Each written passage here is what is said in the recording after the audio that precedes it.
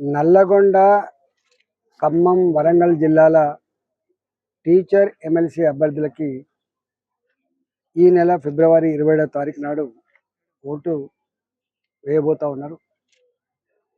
Bharatiya Janata party పక్షాన అపారమైన అనుభవం కలిగినటువంటి నాయకుడు, పిఆర్టీయూలో తిరుగులేని నాయకుడిగా ఉన్నటువంటి సర్వోత్తమ్ రెడ్డి గారిని భారతీయ జనతా పార్టీ అభ్యర్థిగా నిలబెట్టడం జరిగింది. ప్రైవేటు కాలేజీలలో పనిచేసే లెక్చరర్స్ కావచ్చు, స్కూళ్ళల్లో పనిచేసే టీచర్లు కావచ్చు, గవర్నమెంట్ టీచర్లు కావచ్చు, 25,600 మంది రేపు ఓటింగ్లో పాల్గొనబోతూ ఉన్నారు. ప్రైవేటు కాలేజీలో పోతున్నప్పుడు ఒకటే మాట అంటున్నారు, 2021 నుంచి ఈనాటి వరకు పిల్లలకు రావాల్సిన ఫీ రియంబర్స్మెంట్ రాకపోవడం వల్ల మొత్తం కాలేజీలన్నీ కూడా అప్పులమయం అయిపోయినాయి. టీచర్లకి జీతాలు పే చేసే పరిస్థితి లేకుండా పోయింది.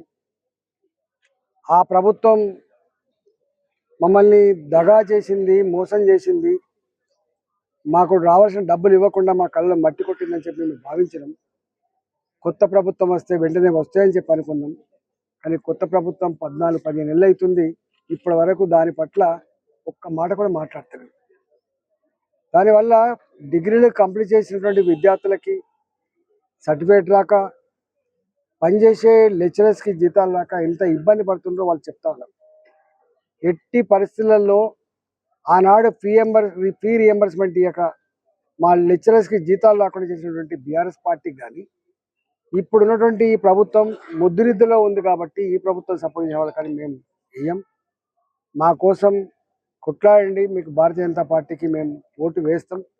రాబోయే కాలంలో ఈ రాష్ట్రంలో రావాల్సినటువంటి పార్టీ భారతీయ జనతా పార్టీ, రావాల్సిన ప్రభుత్వం కూడా భారతీయ జనతా పార్టీ అనే భావన బలంగా ఉంది. కాబట్టి ఇవాళ ఎక్కడికి పోయినా సర్వోత్తమ్ రెడ్డి గారికి మొట్టమొదటి ప్రాధాన్యత ఓటు వేసి గెలిపిస్తామనే భావన ప్రైవేట్ ఇన్స్టిట్యూషన్లో స్పష్టంగా కనబడతా ఉంది.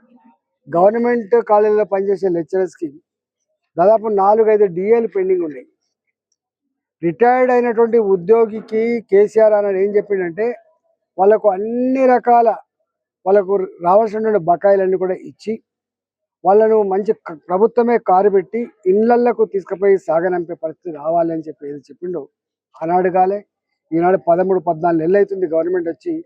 రిటైర్డ్ అయినటువంటి ఉద్యోగులు రావాల్సిన బెనిఫిట్స్ ఏవైతున్నాయో ఇవాళ రాక భలే ఇబ్బంది పడుతున్నారు.